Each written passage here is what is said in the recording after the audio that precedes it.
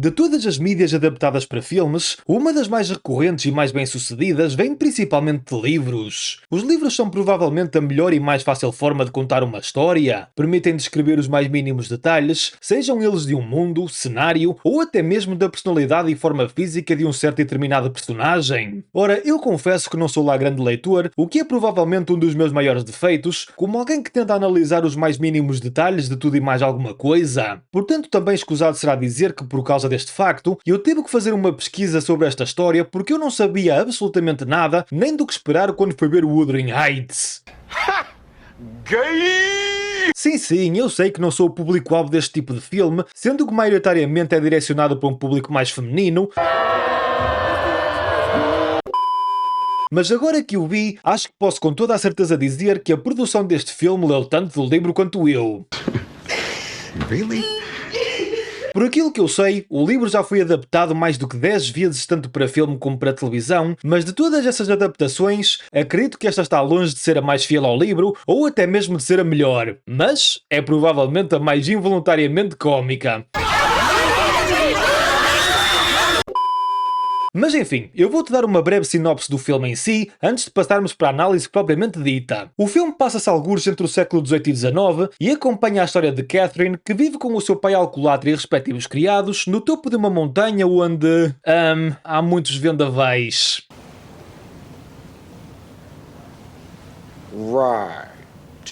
Oh, pronto, está bem, acho que faz sentido. Até que um dia, o pai de Catherine traz para casa um jovem para ser mais um criado, que Catherine lhe dá o nome de Heathcliff, que seria o nome do seu irmão falecido. Quer dizer, considerando o rumo que a história vai levar entre estes dois, eu diria que dar-lhe o nome do teu irmão falecido é no mínimo perturbador. Mas enfim, não penses muito nisso. Catherine e Heathcliff, então os nossos principais protagonistas, começam a desenvolver uma ligação enquanto jovens que eu melhor posso descrever como passiva ou agressiva. Quer dizer, o filme dá dicas que ambos gostam um do outro, mas nunca te dá muito aprofundamento nesse desenvolvimento. Num segundo eles estão-se a proteger um ao outro, mas na cena seguinte estão a ser agressivos e a maltratarem-se, mas vamos partir do princípio que o filme quer que tu te acredites que eles se preocupam um com o outro. Passamos à frente alguns anos, e ambos estão agora na sua fase adulta, e o interesse entre os dois passou para uma fase mais intensa. E esse sentimento começa a ganhar cada vez mais força, após ambos testemunharem em segredo dois criados da casa a fornicarem de uma forma tanto hilariante como nojenta. Após este acontecimento, tanto Catherine como Heathcliff começam a trocar olhares mais intensos e a fazer coisas que eu não vou mencionar neste vídeo, mas posso já dizer que quando vi isto no cinema, eu tive que me conter seriamente para não desatar à gargalhada.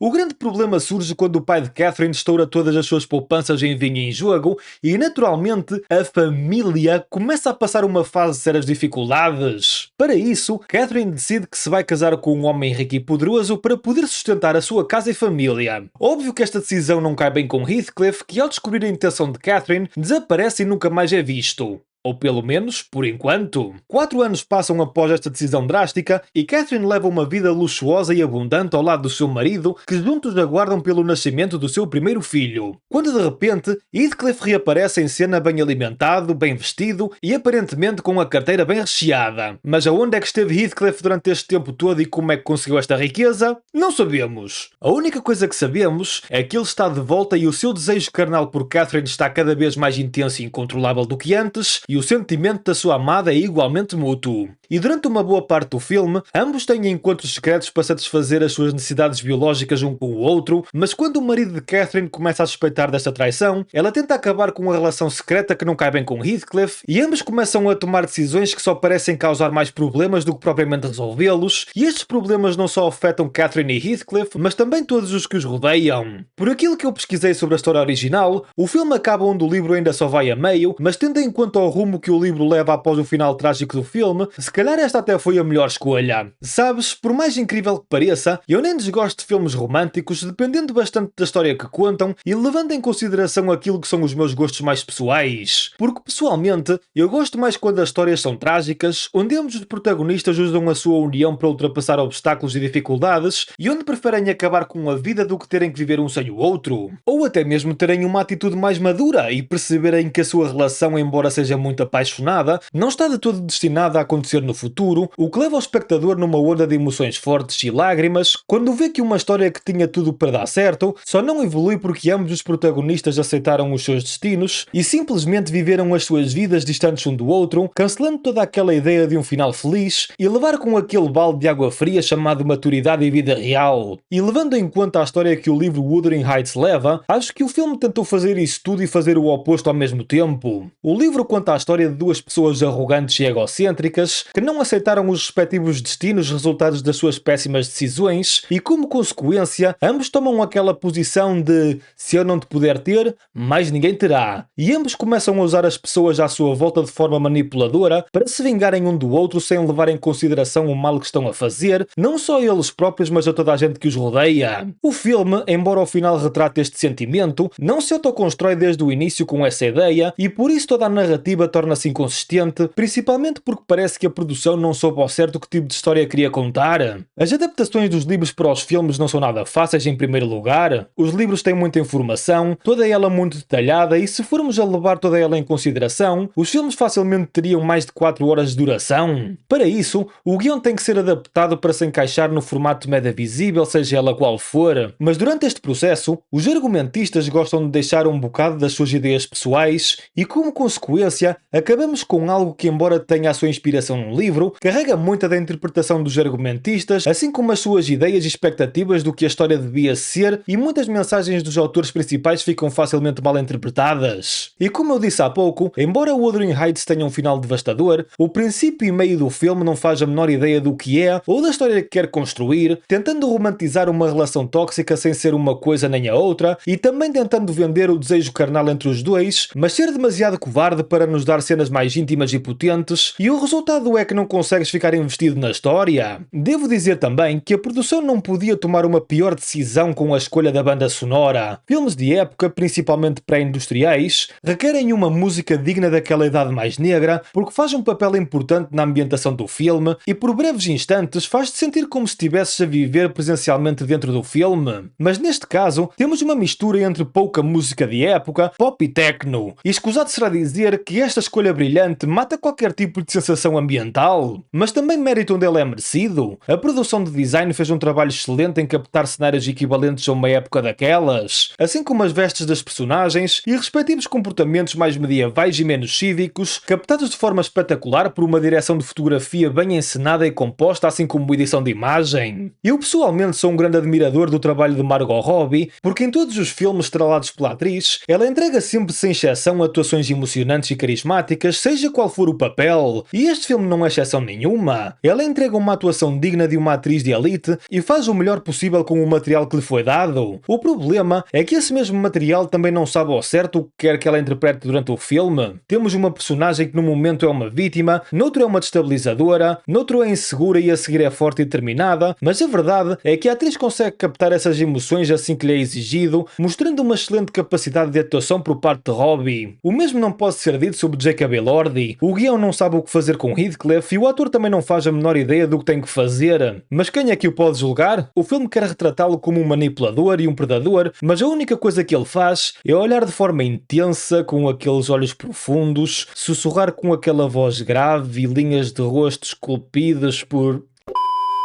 Desculpa, perdi o meu raciocínio durante um bocado. O que é que eu estava a dizer? Ah, sim, Jacob Elordi. Basicamente, quer-me parecer que a produção olhou para ele e disse: o gajo é fotogénico. Chega e sobra para meter as mulheres a molhar a roupa interior. E se esse foi o objetivo, então missão cumprida, acho eu. Resumindo, Wuthering Heights foi mais uma vítima daquilo que chamamos de adaptações modernas, onde pegamos em mídias com uma base de fãs leal e adaptamos para um público mais vasto e atual. Quando isso acontece, decisões são tomadas não para agradar o público leal, mas sim para atrair um público mais novo, e essas decisões acabam por entrar em conflito com a base mais leal, porque o livro não é tanto uma história de amor, mas sim uma história sobre ego e destruição, e o filme tentou transformar isso em algo com que tu possas identificar. Na minha opinião, gostos são relativos, mas se gostaste e romantizaste o filme, então acho que tens que procurar um psicólogo.